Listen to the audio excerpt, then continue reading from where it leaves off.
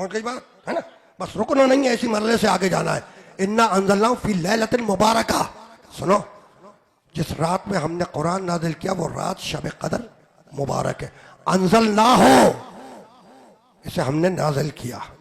تو قرآن نازل ہوا ہے، قرآن نازل ہوا ہے. نزول کیا زمین سے آسمان کی طرف ہوتا ہے؟ نہیں، نزول آسمان سے زمین کی طرف ہوتا ہے، ادھر سے ادھر ہوتا ہے. اب میں کیا کروں کہ سورہ حدید میں اللہ کہتا ہے وَأَنزَلْنَا الْحَدِيدَ فِيهِ بَأْسٌ شَدِيدٌ. ہم نے لوہے کو نازل کیا، ہم نے لوہے کو نازل کیا. سورہ حدید 97واں سورہ ہے، اس کی 25ویں آیت ہے. یہ اب پوری یاد نہیں پڑھی ہے، درمیان سے پڑھ رہا ہوں. وَأَنزَلْنَا الْحَدِيدَ، ہم نے لوہے کو نازل کیا. نزول ادھر سے ادھر ہوتا ہے.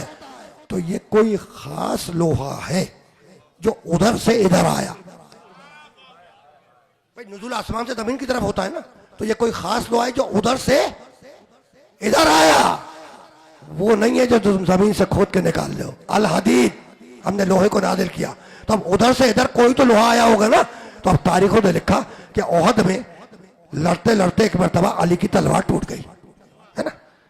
اور جب ٹوٹ گئی تو ٹوٹی ہوئی تلوار لے کر آئے نبی کے پاس کہ اللہ کے رسول میری تلوار ٹوٹ گئی، اللہ کے رسول میری تلوار ٹوٹ گئی.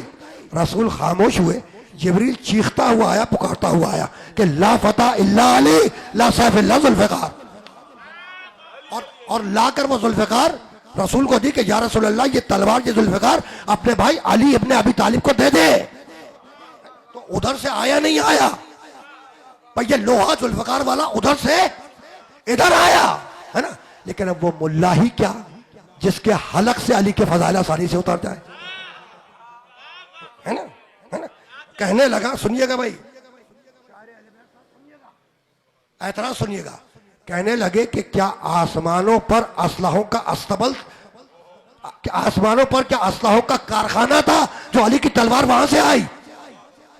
دیکھو نا، اب کتابوں میں یہ آ گیا کہ تلوار ادھر سے آئی. انکار تو نہیں کر سکتے، اعتراض تو کرنا تھا نا.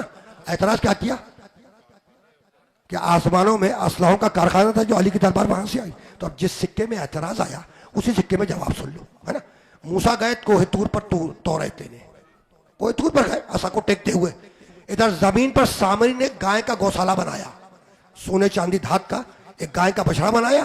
اور اس کے بعد قرآن، تاریخ قرآن قصص الانبیاء میں جا کے دیکھنا کہ جبریل علیہ السلام گھوڑے پر بیٹھ کر آئے.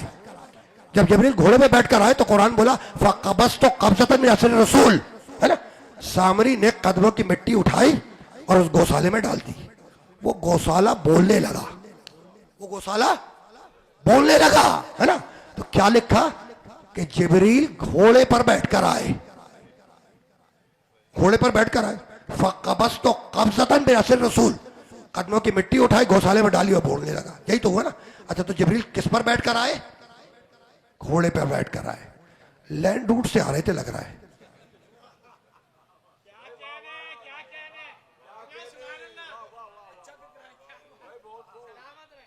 سوال ہے نا بھائی، تم جب اعتراض جس سکے میں آیا اسی سکے میں جواب دوں گا ہے نا. تو سب نے لکھا کہ جبریل گھوڑے پر بیٹھ کر آئے، گھوڑے پر بیٹھ کر. اچھا تو کیا آسمانوں میں گھوڑوں کا استبل تھا؟ کیا آسمانوں میں گھوڑوں کا استبل تھا جو جبریل گھوڑے پہ بیٹھ کر آئے؟ بھائی ہے نا سوال ہے نا. تو جس سکے میں اعتراض آیا اسی سکے میں جواب جا رہا ہے. اب اس بات کو یاد رکھنا کہ جس جگہ پر اسلحے کا کارخانہ تھا بالکل اس کے برابر میں گھوڑے کا استبل بھی تھا.